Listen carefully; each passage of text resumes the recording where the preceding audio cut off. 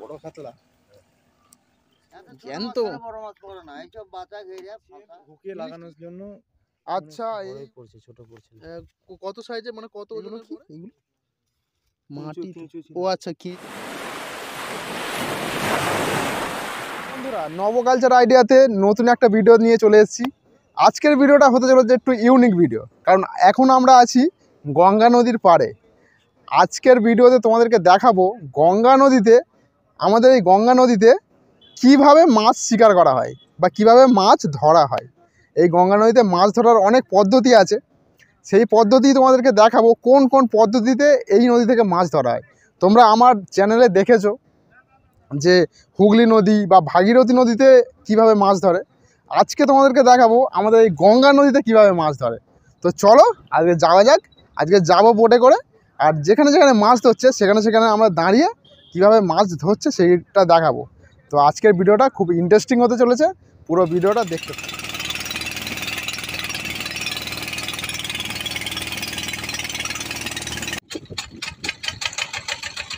তো এখানে একটা জেলে ভাইয়ের কাছে চলে এসেছি। কি কি মাছ আছে দেখি। এটা কি মাছ আর কি আছে এতে? তুলে দেখো, তোলো দেখি।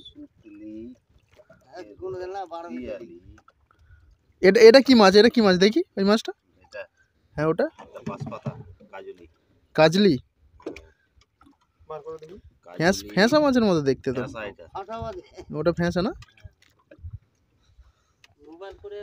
আচ্ছা কাকা, কত বছর তুমি এই মাছটা ধরছো? মাছ অনেক দিন থেকে ধরছি, আমার ব্যবসা হলো মাছ। কত বছর ধরা হচ্ছে? নাহলে তো 30-40 বছর থেকে মাছই ধরছি। 30-40 বছর? হ্যাঁ। আপনার বয়স এখন কত?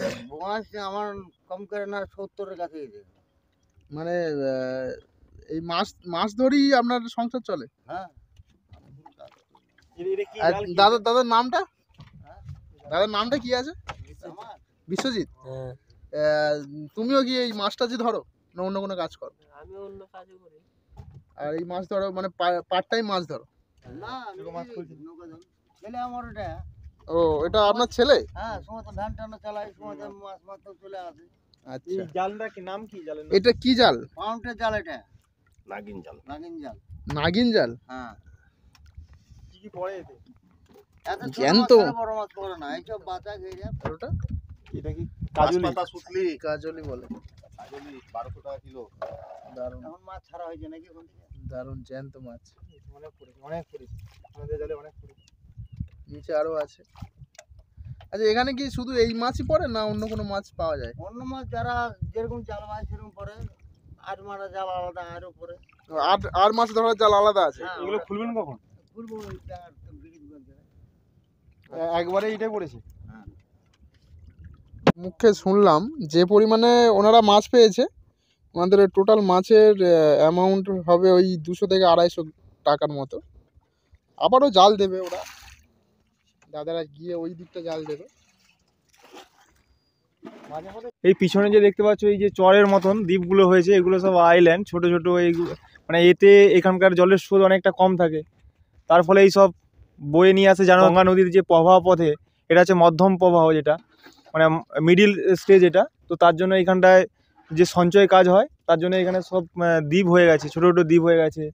দ্বীপের কারণে মাছের সংখ্যা অনেকটা কম, কোথাও জল বেশি, কোথাও আবার জল কম। বন্ধুরা, একটা চরে আমরা নেমেছি, আর ওইদিকে একটা দাদা জাল দিয়েছে, অনেকগুলো মাছ পেয়েছে। তো চলো কি কি মাছ পেয়েছে দেখি।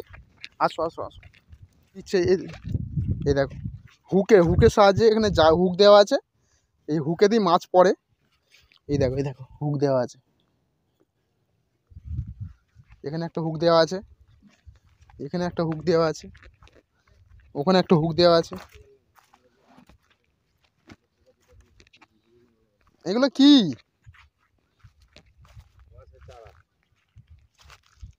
এগুলো এগুলো এগুলো কি পোকা? তো এগুলো মাছের হুকে লাগানোর জন্য। আচ্ছা, এইগুলো দিয়ে মাছ ধরা হয়, তাই তো? ভালো জিনিস। এগুলো কি নাম কি? এগুলো রেশম পোকা। রেশম পোকা এগুলো? দেখো দেখো দেখো, এই দেখো গন্ধ। মাছ তো এগুলোতেই খায়, কি কি মাছ পড়ে এতে? এতে কি কি মাছ পড়ে দাদা?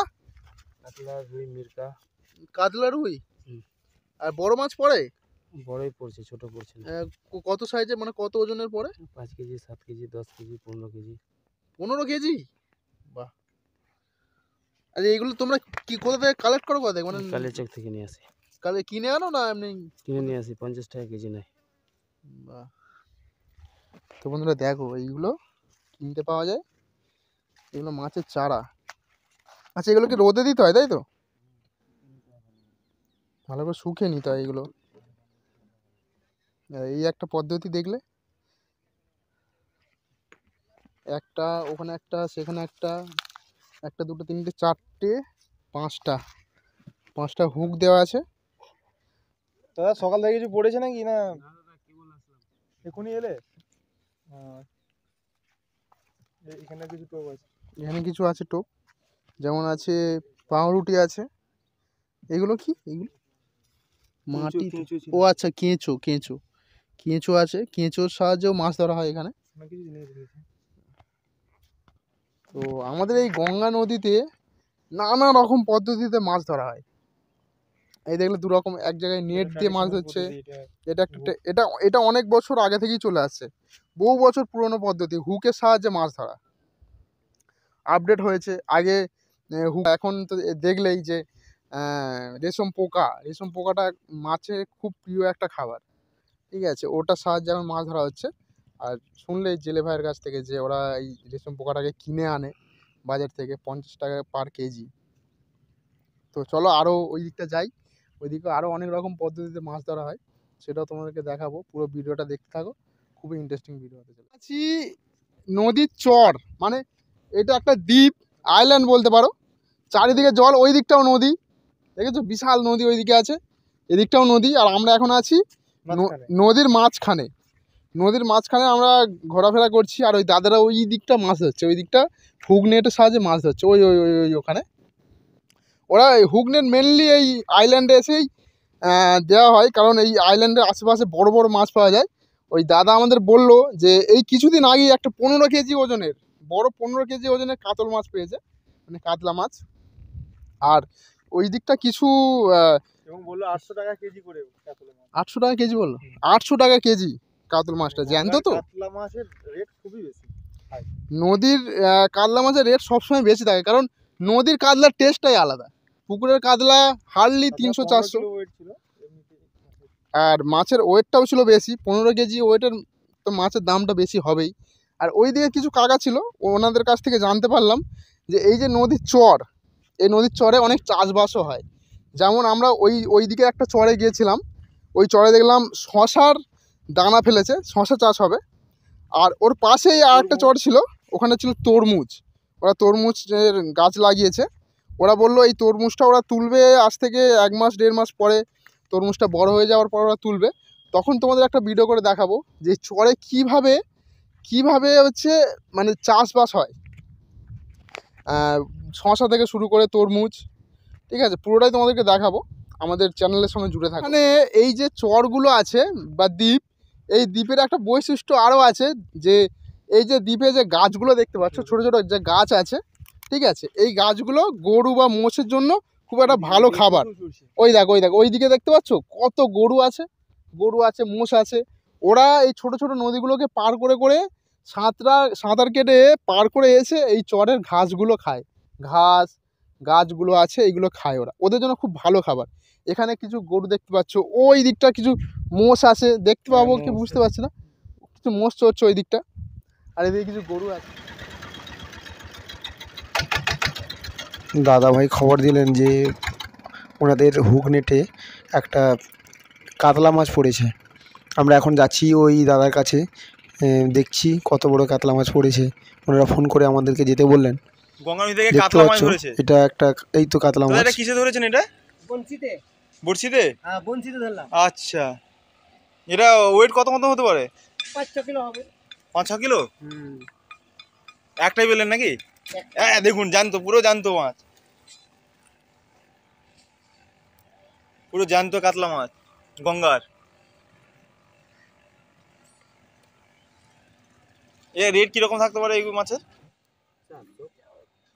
ওনারা এই মাছটিকে জেতিয়ে রাখবেন, তার জন্য এই গিলের কাছ দিয়ে দড়ি বেঁধে ওই যে চৌবাচ্চাটা আছে, এই চৌবাচ্চাটা দিয়ে ওনারা ছাড়বেন। বললো যে এটা আমরা জ্যান্ত যদি রাখি তাহলে সকালবেলা আমরা মাছটিকে আমরা আড়তে নিয়ে বিক্রি করতে পারবো, তাতে ওনাদের অনেক রেট পাবেন। সেই জন্য এরা এই চৌবাচ্চাতে ছাড়ছেন।